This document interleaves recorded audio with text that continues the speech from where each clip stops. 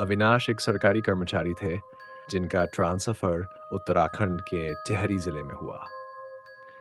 वह अकेले ही एक पुराने सरकारी बंगले में रहने पहुंचे। वह बंगला दशकों से खाली था।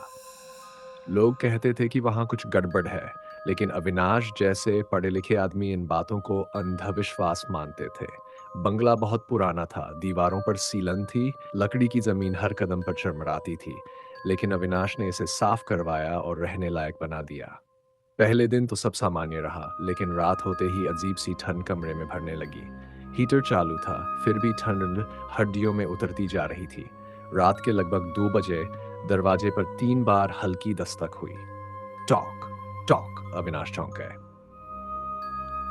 इतनी रात को कौन? खिड़की से झांका। बाहर कोई नहीं था। उन्होंने सोचा शायद हवा होगी, लेकिन जैसे ही वापस लेटे वही दस्तक दोबारा आई, ठीक 3 बार। अब की बार वो दरवाजे की तरफ बढ़े। जैसे ही उन्होंने दरवाजा खोला, बाहर कोई नहीं था, मगर बरामदे में गीले पैरों के निशान थे, जैसे कोई बारिश में भीग कर आया हो। बात अजीब थी क्योंकि बाहर बारिश नहीं हो रही थी। अविनाश ने खुद को समझाया कि शायद ये उनके दिमाग का वहम है। अगली रात वही पैटर्न दोहराया गया, वही समय, वही दस्तक, और अब की बार दरवाजे पर एक और अजीब चीज थी। एक पुराने जमाने की औरत की चप्पलें जो खींच से सनी हुई थीं। अविनाश अब थोड़ा डर गए थे, लेकिन उन्होंने किसी को बताया नहीं। तीसरी रात कहानी ने मोड़ ले लिया। 10 बजे की दस्तक के बाद अविनाश ने दरवाजा खोला, और इस बार एक सफेद साड़ी में भीगी औरत खड़ी थी, जिसके बाल चेहरे पर बिखरे हुए थे और आंखें बेहद खाली और ठंडी। मेरा बच्चा कहाँ है? उसने बहुत धीमी कांपती आवाज में पूछा। अविनाश का शरीर सुन पड़ गया। वो कुछ बोले बिना दरवाजा बंद करने लगे, लेकिन दरवाजा जैसे जाम हो गया। औरत अंदर आई। उसके कदम जमीन पर नहीं पड़ रहे थे, वो हवा में तैरती हुई चल रही थी। तुमने उसे ले लिया ना? मेरा बच्चा मुझे दो।